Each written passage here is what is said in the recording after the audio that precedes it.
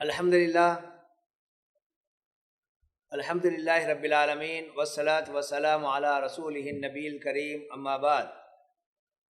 فقد قال اللہ تبارک وتعالی فی القرآن المجید والفرقان الحمید فاعوذ باللہ السمیع العلیم من الشیطان الرجیم یا ایہا الذین آمنوا کتب علیکم الصیام کما کتب علی الذین من قبلکم لعلکم تتقون وقال النبی صلی اللہ علیہ وسلم من صام رمضان ایمانا واحتسابا غفر له ما تقدم من ذنبه۔ معزز و محترم ناظرین، اللہ تبارک و تعالیٰ کا یہ فضل و احسان ہے کہ اس کی توفیق سے ایک مرتبہ پھر ہم رمضان جیسے عظمت والے مہینے کے قریب پہنچ چکے ہیں، اور بہت جلد یہ ماہ مبارکہ ہمارے اوپر سایہ فگن ہونے والا ہے۔ اللہ تبارک و تعالیٰ کی ذات سے قوی امید ہے کہ اس سال بھی ہم اس کے فضل اور توفیق سے اس ماہ مبارکہ سے ہم بھرپور مستفید ہوں گے۔ معزز ناظرین، اس مہینے کے تعلق سے اللہ تبارک و تعالیٰ نے کہا یا ایھا الذین آمنوا کتب علیکم الصیام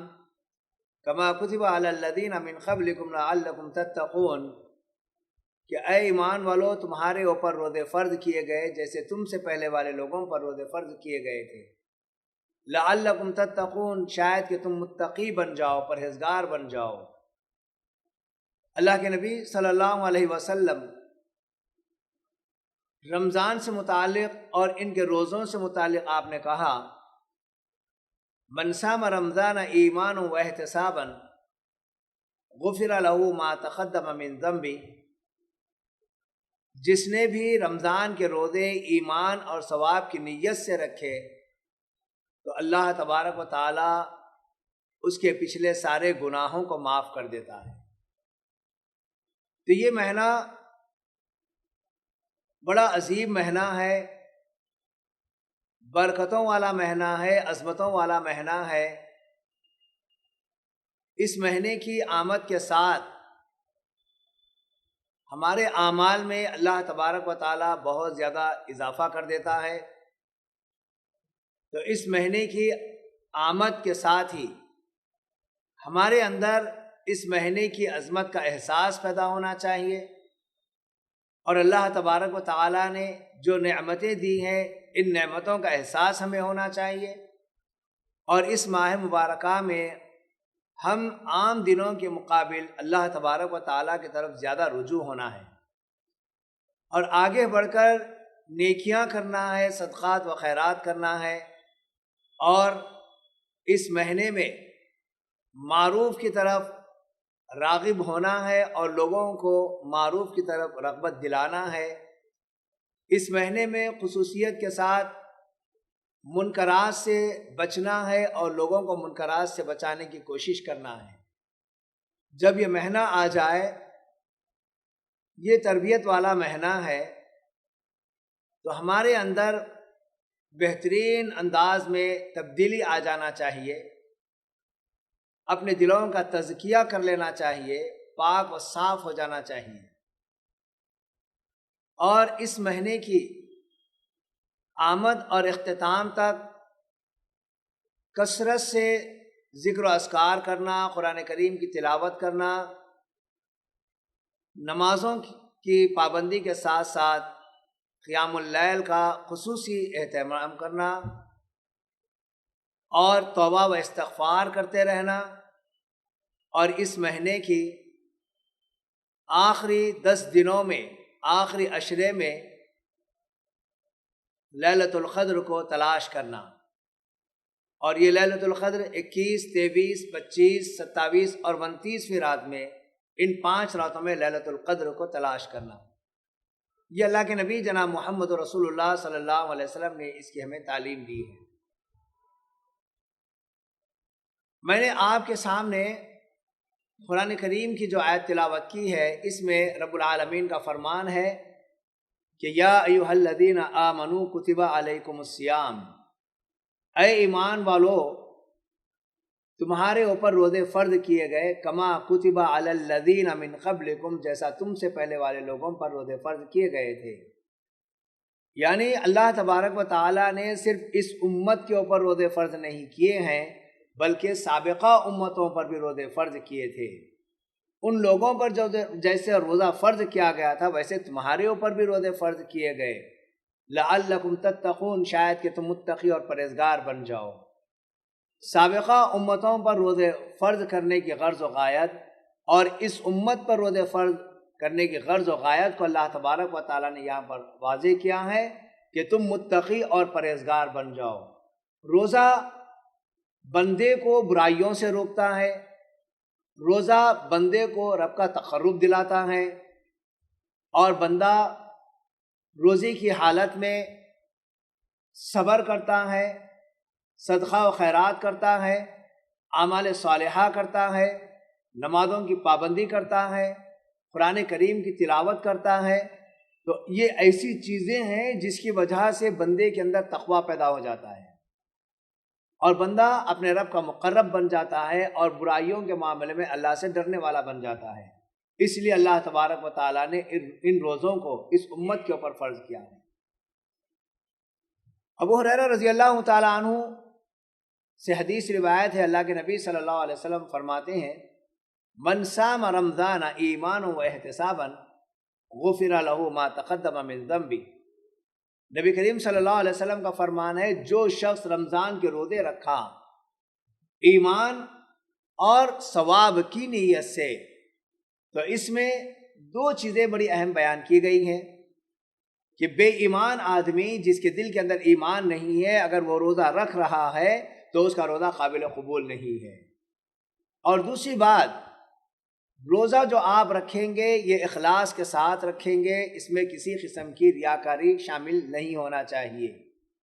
اگر یہ روزہ ریاکاری کے ساتھ رکھا گیا، لوگوں کو دکھانے کے لیے رکھا گیا، اللہ کی رضا اس میں شامل نہیں ہے، اپنے اعمال میں اضافہ شامل نہیں ہے، تو پھر یاد رکھیے اس روزے کا کوئی اجر ملنے والا نہیں ہے۔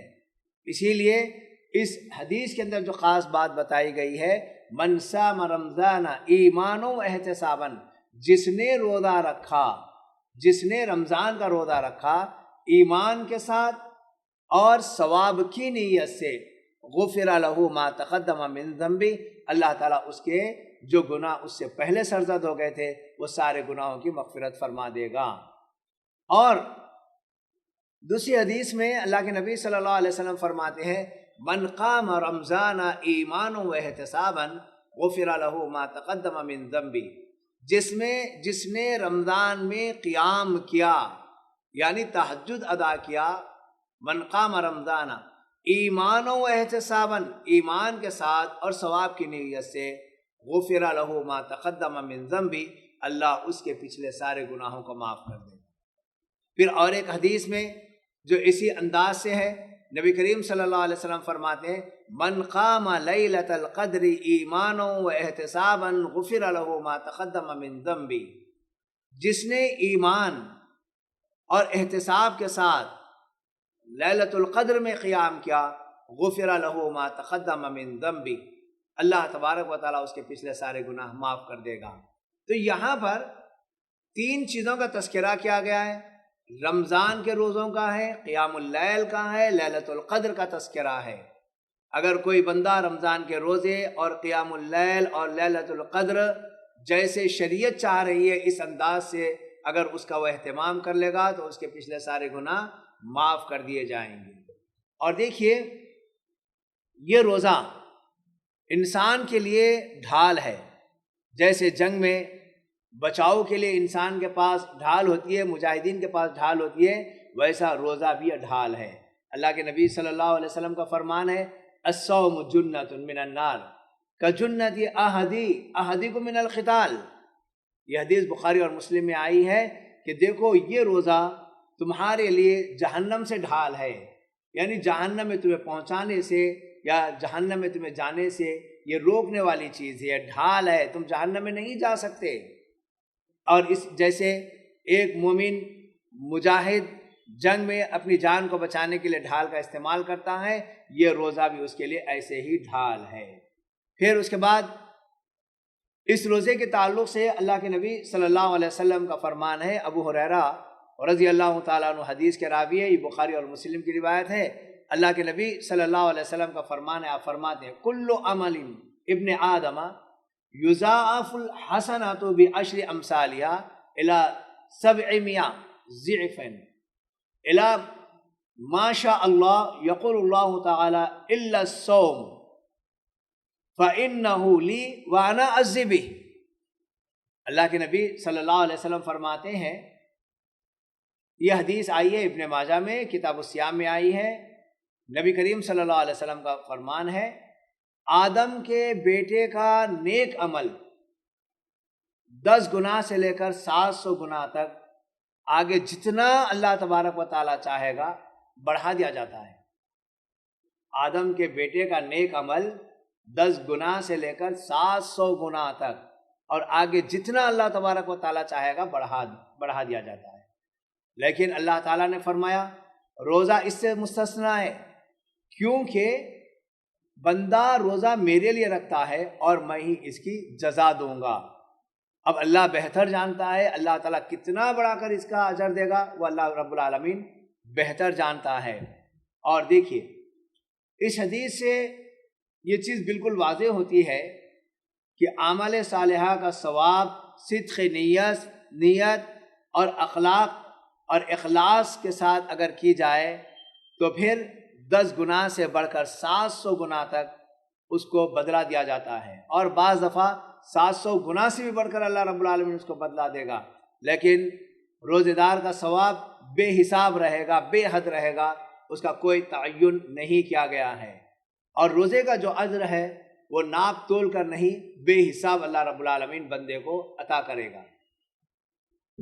روزے کے تعلق سے یہ بات جان لیجئے کہ روزے کے قدر و فضیلت بہت زیادہ ہے، روزے کی بہت بڑی اہمیت ہے۔ ایک تو یہ کہ روزہ یہ ہے جو ہے اس کا تعلق انسان کے دل سے ہوتا ہے، کوئی اس کو نہیں جان سکتا کہ وہ اخلاص سے رکھا ہے یا پھر ریاکاری کے طور پر رکھا ہے۔ اگر وہ اخلاص سے رکھا ہے تو اللہ تبارک و تعالیٰ بہتر جاننے والا ہے، اور اس کی اس عبادت کی بنیاد پر اللہ تبارک و تعالیٰ خاص فضل اپنے بندے پر نازل کرے گا، اور اس کے حساب و کتاب کو اللہ رب العالمین بہت زیادہ بڑھا دے گا۔ دوسرا سبب یہ ہے روزے کا کہ روزے میں نفس کشی ہے، اپنے نفس کو مارنا ہے، روزے میں مشقت بھی ہے، مشقت برداشت کرنا ہے۔ جب بندہ روزے کی حالت میں بھوک اور پیاس اور دیگر نفسانی خواہشات پر صبر کرتا ہے، جبکہ دوسری عبادتوں میں اسے اس قدر مشقت اور صبر کی ضرورت نہیں پڑتی جتنا زیادہ روزے کے اندر پڑتی ہے، یہ اپنی نفس کشی کو برداشت کرتا ہے، اسی لیے اللہ تبارک و تعالیٰ اس کے اجر کو بڑھا کر دیتا ہے۔ ایک اور سبب، روزے میں ریاکاری کا کوئی عمل دخل نہیں ہے، کوئی عمل دخل نہیں ہے، کیونکہ بندہ تنہائی کے اندر ہوتا ہے، بندہ تنہائی کے اندر ہوتا ہے، اور وہاں پر سارے کھانے اور پینے کی چیزیں موجود ہوتی ہیں، اس کے باوجود بھی وہ کسی کھانے اور پینے کی چیزوں کی طرف اپنی کوئی رغبت نہیں رکھتا۔ وہ تنہائی میں بھی یہ جانتا ہے کہ اللہ تبارک و تعالیٰ کے لیے میں نے روزہ رکھا ہے، ساری نعمتیں اس کے سامنے ہوتی ہیں، لیکن وہ کھانے اور پینے کے لیے راضی نہیں ہوتا۔ اللہ ماشاء اللہ بعض ایسے لوگ ریاکار لوگ رہتے جو ایسی حرکت کر سکتے، ورنہ عمومی طور پر اگر دیکھا جائے تو چھوٹا سا بچہ ہو یا بڑا بوڑھا ہو، مرد ہو یا عورت ہو، جب یہ روزہ رکھ لیتے ہیں تنہائی میں ہونے کے باوجود بھی کوئی چیز اٹھا کر اپنے منہ میں نہیں ڈالتے۔ تو اس سے یہ بات کا پتہ چلتا ہے کہ روزہ اخلاص کی تعلیم دیتا ہے، اور روزہ رکھنے سے بندے کے اندر اخلاص پیدا ہو جاتا ہے۔ اگر اس کے ایمان میں کمزوری رہے گی،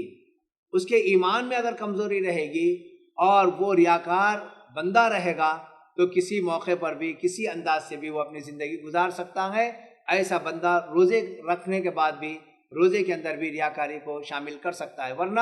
عمومی طور پر اہل ایمان روزہ جب رکھ لیتے ہیں تو ان کے اندر اخلاص پیدا ہو جاتا ہے، یہ روزے کو اللہ تعالیٰ کے لیے خاص کر لیتے ہیں اور اسی کی رضا کے لیے رکھتے ہیں، اور اللہ رب العالمین بھی ایسے لوگوں کی مدد فرماتا ہے۔ ایک اور چیز یہ ہے کہ اللہ رب العالمین روزے کے ثواب کا علم اپنے پاس رکھا ہے، کسی اور کو نہیں دیا، کسی اور کو اللہ رب العالمین نے اس مخلوق پر اس کو ظاہر نہیں کیا۔ کیا ثواب دے گا، کتنا زیادہ ثواب دے گا، اللہ رب العالمین نے اس روزے کے ثواب کو پوشیدہ رکھا ہے۔ ہاں اتنا ضرور ہے کہ اللہ تبارک و تعالیٰ اس کا ثواب بہت بڑھ چڑھ کر دے گا، بہت بڑھا کر دے گا۔ ایک اور سبب یہ ہے کہ روزہ ایک ایسی عبادت ہے جسے اللہ کے سوا کوئی نہیں جان سکتا، یہاں تک کہ فرشتوں کو بھی معلوم نہیں، اور یہ روزہ بڑی عظمتوں والا روزہ ہے، اور روزے دار کی ضیافت اللہ تعالیٰ کی طرف سے کی جاتی ہے۔ اللہ رب العالمین کی جانب سے روزے دار کو شرف اور عظمت حاصل ہوتی ہے، اور یہ معمولی بات نہیں ہے، یہاں تک کہ اللہ کے نبی صلی اللہ علیہ وسلم نے فرمایا روزے دار جب روزہ کھولنے کے لیے بیٹھتا ہے اور وہ اس وقت اللہ تبارک و تعالیٰ سے دعائیں کرتا ہے تو اللہ تبارک و تعالیٰ اس وقت کی دعا کو رد نہیں کرتا، اللہ تعالیٰ قبول فرما لیتا ہے۔ اہل ایمان کے لیے چاہیے کہ روزہ کھولنے سے پہلے اس موقع پر دعائیں کریں، اپنی حاجتیں اللہ تعالیٰ کے سامنے رکھیں، گریہ وزاری کے ساتھ اللہ کی طرف رجوع ہو جائے، اللہ اس وقت کی دعا کو رد نہیں کرتا۔ اللہ کے نبی صلی اللہ علیہ وسلم نے فرمایا روزے دار جب روزہ رکھتا ہے تو خالی پیٹ ہونے کی وجہ سے اس کے منہ سے جو بدبو آتی ہے، اس کے منہ کی بدبو کو مشک سے زیادہ بہتر بتایا گیا ہے۔ تو غرض یہ کہ روزہ بندے کے دلوں کا تزکیے کا ذریعہ ہے، اس سے مومن بندوں کے دلوں کا تزکیہ ہوتا ہے، روزے کے ذریعے سے اعمال کی اصلاح ہوتی ہے، روزے کے ذریعے سے بندہ اعمال صالحہ کی طرف راغب ہوتا ہے، روزے کے ذریعے سے وہ اللہ رب العالمین کا تقرب حاصل کرتا ہے، اور روزے کے ذریعے سے بندہ اللہ رب العالمین کا محبوب بندہ بن جاتا ہے۔ اللہ تبارک و تعالی قرآن کریم میں مومن مردوں اور مومن عورتوں، مسلمان مردوں اور مسلمان عورتوں کے اوصاف بیان کرتے ہوئے اس میں یہ بھی ذکر کیا کہ روزہ رکھنے والے مرد اور روزہ رکھنے والی عورتیں۔ غرض یہ کہ یہ ایک ایسی عبادت ہے جو ہم کو اللہ کے قریب کر دینے والی ہے، اور اتنا ہی نہیں، ایک تو یہ ہے کہ اس مہینے کے ذریعے سے جہاں ہمارے دلوں کا تزکیہ ہوتا، جہاں ہمارے اندر اخلاص پیدا ہوتا، جہاں ہمارے اندر تقویٰ پیدا ہوتا، اور جہاں ہم ایک دوسرے کے بہیقاں بن جاتے، اسی طریقے سے ہمارے اندر صدقہ و خیرات کا جذبہ بھی پیدا ہو جاتا۔ گویا یہ کہ ہمارے جسم اور اس کے سارے اعضاء اللہ تبارک و تعالیٰ کی اطاعت و فرمانبرداری میں لگ جاتے ہیں، اور سارا جسم گناہوں سے بالکل پاک و صاف ہو جاتا ہے۔ تو یہ روزہ ہماری زندگیوں کے اندر تغیر لانے والا ہے، ہماری زندگیوں کے اندر تبدیلی لانے والا ہے، اور یہ ہمیں اللہ تبارک و تعالیٰ کا مقرب بنانے والا ہے۔ تو ایسے وقت میں میں آپ تمام سے یہی اپیل کروں گا، یہی گزارش کروں گا، یہ مہینہ جو ہمیں مل رہا ہے یا ہم پر سایہ فگن ہے، اس مہینے کی اہمیت کو ہم جانیں، اس مہینے کی اہمیت کو ہم جانیں، اس کی قدر کریں، ورنہ ہم جانتے ہیں بہت سارے لوگ جو گزشتہ رمضان میں تھے، اس رمضان کے آنے سے پہلے ایسی بیماریوں میں مبتلا ہو گئے کہ وہ روزہ رکھنے سے محروم ہو گئے، اور بہت سارے مسلمان مرد و خواتین جو گزشتہ رمضان جنہیں نصیب ہوا تھا، اس رمضان کے آنے سے پہلے کئی لوگ اس دنیا سے رخصت ہو چکے، وہ اس دنیا سے گزر چکے۔ اب اللہ تبارک و تعالیٰ نے ہم کو رکھا ہے، اللہ تعالیٰ نے ہم کو رکھا ہے، اور ساتھ میں اللہ رب العالمین نے ہم کو صحت بھی دی ہے۔ تو یہ مہینہ کھانے پینے کا مہینہ نہیں ہے، یہ مہینہ رات گزاری کا مہینہ نہیں ہے، آوارہ گردی کا مہینہ نہیں ہے، خرید و فروخت کا مہینہ نہیں ہے، کاروبار کرنے کا مہینہ نہیں ہے، بلکہ یہ جو مہینہ ہے یہ عبادت کا مہینہ ہے۔ عام طور پر اس مہینے کی آمد سے پہلے لوگوں کی حالتیں جب دیکھتے ہیں بڑا عجیب سا مسئلہ معلوم ہوتا ہے، جبکہ صحابہ اکرام اس مہینے کی آمد سے 6 ماہ پہلے سے اس کا انتظار کیا کرتے تھے، لیکن آج مسلمانوں کا ایک طبقہ ہے جو اس مہینے کی آمد سے پہلے ہی اس مہینے کا انتظار کرتا ہے۔ کس لیے انتظار کرتا ہے؟ کوئی کہتا ہے کہ مجھے حلیم بیچنا ہے، کوئی کہتا ہے مجھے کپڑے کا کاروبار کرنا ہے، کوئی کہتا ہے کہ مجھے ڈرائی فروٹ کا کاروبار کرنا ہے، کوئی کہتا ہے کہ مجھے رمضان کا سودا بیچنا ہے، کوئی کہتا ہے کہ مجھے چپل کی دکان لگانا ہے، کوئی کہتا ہے کہ مجھے عطر اور سرمے اور ٹوپیوں کی دکان لگانا ہے۔ اس کے لیے لوگ بے چین رہا کرتے ہیں، کافی دنوں سے اس کا انتظار کرتے ہیں، اور اپنی استطاعت سے بڑھ کر لوگوں سے قرض حاصل کر لیتے ہیں کہ جیسا یہ مہینہ آئے گا ویسے ہی ہم کاروبار شروع کر دیں گے، ہم کو فلاں کاروبار کرنا ہے، فلاں کاروبار کرنا ہے، فلاں کاروبار کرنا ہے۔ اور پھر ہمارے اپنے گھروں کا اگر ہم جائزہ لے کر دیکھیں تو ہمارے اپنے گھروں کا ماحول بھی انتہائی بدل چکا ہے۔ ہم میں سے بہت سارے لوگ یہ چاہتے ہیں کہ رمضان کا مہینہ آئے گا تو ہم خوب آرام کریں گے، خوب سو کر اٹھیں گے، جس کی وجہ سے اکثر روزے دار جو رمضان کے مہینے میں روزہ رکھتے ہیں ان کی ظہر کی نماز فوت ہو جاتی ہے، کبھی ان کی عصر کی نماز فوت ہو جاتی ہے، اور کبھی یہ فجر کی نماز سے پہلے جلدی سے سحری کر کے نماز فجر سے پہلے ہی سو جاتے ہیں۔ مسجد کو جانا اور جماعت کے ساتھ نماز ادا کرنا یہ ان کا ذہن نہیں ہوتا۔ اور ہمارے اپنے گھروں کی اگر ہم حالت دیکھیں تو ہمارے گھر کی خواتین رمضان کے مہینے کو کھانے اور پینے اور بہترین پکوان کا مہینہ تصور کر بیٹھی ہیں۔ یہ عظمتوں والا مہینہ ہے، رحمتوں والا مہینہ ہے، برکتوں والا مہینہ ہے۔ یہ مہینہ عبادتوں کے لیے اللہ رب العالمین نے ہم کو دیا ہے، ہمارے دلوں کے تزکیے کے لیے اللہ رب العالمین نے اس مہینے کو رکھا ہے، ہم اللہ کا تقرب حاصل کریں، تقویٰ حاصل کریں۔ لیکن گھروں کے اندر دیکھا جائے تو ایک مہینے کا پورا مینو بنا لیا جاتا ہے کہ آج یہ پکوان ہوگا، یہ پکوان ہوگا، یہ پکوان ہوگا۔ گھر کی خواتین اکثر و بیشتر رمضان کے دنوں میں اپنا وقت پکوان میں لگا دیتی ہیں، نئے نئے پکوان کرنا چاہتی ہیں۔ دیکھیے یہ کھانے اور پینے کا مہینہ نہیں ہے، ہاں کھانا اور پینا منع نہیں ہے، کھانے اور پینے سے منع نہیں کیا گیا، عظیم اشیاء آپ بنائیے، اس سے رب العالمین نے یا شریعت نے نہیں روکا ہے، لیکن پورا وقت اس کے پیچھے لگا دینا اور یہ سمجھنا کہ یہ مہینے میں ہمیں اچھے سے اچھا کھانا ہے، یہ ہماری سوچ کی کجی ہے یا غلط فہمی ہمارے اندر ہے اور غفلت میں ہم پڑے ہوئے ہیں۔ اس طریقے سے ہم اس عظیم مہینے کو ضائع کر دیتے ہیں۔ اس کے علاوہ کچھ حفاظ ہیں جو یہ چاہتے ہیں کہ رمضان کا مہینہ جیسا آئے گا ویسے ہی ہم رمضان مبارک میں تراویح پڑھائیں گے اور بڑی بڑی رقم ہم کو مل جائے گی۔ یہ آپ کو کمانے کا مہینہ نہیں بنایا گیا آپ کے لیے، آپ کو قرآن سنانا ہے اجر کمانے کے لیے، قرآن سننا ہے اجر کے لیے۔ بہت سارے لوگ جو اپنا ذہن بنائے ہوئے ہیں کہ جیسا یہ مہینہ آ جائے گا ہم قرآن کریم سنائیں گے اور بڑی بڑی رقم کا مطالبہ کریں گے۔ ویسے ہی کچھ علماء اکرام ہیں جو اس مہینے کے اندر اپنے مصروفیات کا اضافہ کر دیتے ہیں، یہ چاہتے ہیں کہ ہم فلاں تقریر کریں گے تو اس کے اتنے پیسے لیں گے، فلاں درس دیں گے تو ہم اس کے اتنے پیسے لیں گے، اور اس طریقے سے بہت سارے علماء کرام اپنے آپ کو رمضان کے مہینے میں مساجد والوں کو فروخت کر دیتے ہیں کہ میں 2 لاکھ میں کام کروں گا، کوئی کہتا ہے میں 3 لاکھ میں کام کروں گا، کوئی 4 لاکھ، کوئی 5 لاکھ،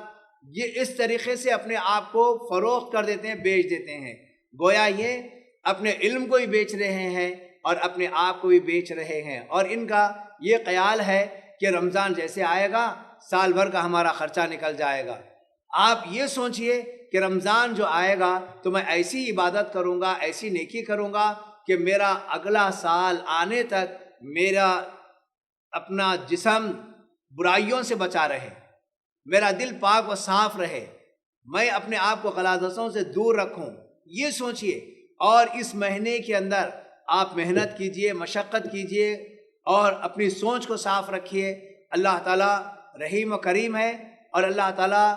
رزاق ہے، آپ کے رزق کا انتظام کرے گا، اللہ آپ پر رحم فرمائے گا، اللہ آپ پر کرم فرمائے گا، اللہ آپ کی غیبی مدد کرے گا۔ آپ اللہ رب العالمین کے قریب آ جائیے، اور یہ مقصد، جس مقصد کے تحت یہ مہینہ ہمارے اوپر سایہ فگن ہوا ہے، یا جس مہینے سے ہم گزرنے والے ہیں اس کی عظمت کو جانیں اور اس کے مطابق عبادتیں کرنے لگ جائے، انشاءاللہ ہماری دنیا بھی سدھر جائے گی اور ہماری آخرت بھی سدھر جائے گی۔ میں آپ تمام کو یہی پیغام دینا چاہتا ہوں، اللہ تبارک و تعالیٰ نے اس مہینے کے اندر قرآن کریم کو نازل کیا ہے، قرآن کریم کو نازل کیا ہے۔ شہر رمضان الذی انزل فیہ القرآن ھدی للناس وبینات من الھدی والفرقان، یہ تو اللہ تبارک و تعالیٰ نے اس ماہ مبارکہ میں قرآن کو نازل کیا ہے، جو قرآن انسانیت کے لیے، لوگوں کے لیے ہدایت کا ذریعہ ہے، اور اس قرآن کریم کے اندر اللہ رب العالمین نے کھول کر ہدایت کو واضح کر دیا ہے، حق و باطل کو اللہ رب العالمین نے اس کے اندر واضح کر دیا ہے، اور اللہ تبارک و تعالیٰ نے اس قرآن کریم کو عظیم نعمت قرار دیا ہے۔ قل بفضل اللہ وبرحمتہ فبذلک فلیفرحوا ھو خیر مما یجمعون، نبی صلی اللہ علیہ وسلم سے خطاب ہے کہ اے نبی صلی اللہ علیہ وسلم، قل آپ کہہ دیجئے، بفضل اللہ وبرحمتہ، یہ اللہ کے فضل اور اس کی رحمت، یہ کیا ہے؟ یہ اسلام ہے، یہ قرآن مجید ہے جو اللہ تبارک و تعالیٰ نے عطا کیا ہے۔ فبذلک فلیفرحوا، پس چاہیے کہ لوگ اس سے بہت خوش ہو جائیں۔ وخیر مما یجمعون، اور یہ دنیا کی جو ساز و سامان جمع کر رہے ہیں اس سے یہ بہتر ہے۔ تو یقین جان لیجئے کہ یہ مہینہ نزول قرآن کا مہینہ ہے، یہ مہینہ برکتوں والا مہینہ ہے، یہ مہینہ رحمتوں والا مہینہ ہے، یہ صبر کا مہینہ ہے، یہ غم خواری کا مہینہ ہے، صدقہ و خیرات میں آگے بڑھنے کا یہ مہینہ ہے۔ اللہ کے نبی صلی اللہ علیہ وسلم اس مہینے میں بہت زیادہ بڑھ چڑھ کر صدقہ و خیرات کیا کرتے تھے۔ عام دنوں کے بنسبت اس مہینے میں نبی کریم صلی اللہ علیہ وسلم صدقہ و خیرات میں بہت زیادہ آگے بڑھ جایا کرتے تھے۔ ہمارے نبی صلی اللہ علیہ وسلم کی زندگی ہمارے لیے اسوہ ہے، ہمارے لیے نمونہ ہے۔ آپ کی اطاعت، آپ کی اتباع میں ہی ہماری کامیابی اور کامرانی ہے۔ اللہ تبارک و تعالیٰ سے دعا ہے اللہ تعالیٰ مجھے اور سارے مسلمانوں کو اس ماہ مبارکہ سے مکمل طور پر فیض حاصل کرنے اور مستفید ہونے کی توفیق عطا فرما، اور اس مہینے کو جس مقصد کے لیے ہمارے اوپر فرض کیا گیا ہے، اس مہینے کے روزوں کو اسی مقصد کے تحت ہمیں عمل کرنے کی توفیق عطا فرما۔ وآخر دعوانا ان الحمد للہ رب العالمین۔ السلام علیکم ورحمۃ اللہ وبرکاتہ۔ اس ویڈیو کو آپ اپنے رشتہ دار اور دوست احباب کے ساتھ ضرور شیئر کریں اور سبسکرائب کریں اور بیل آئیکن کو دبانا نہ بھولیں۔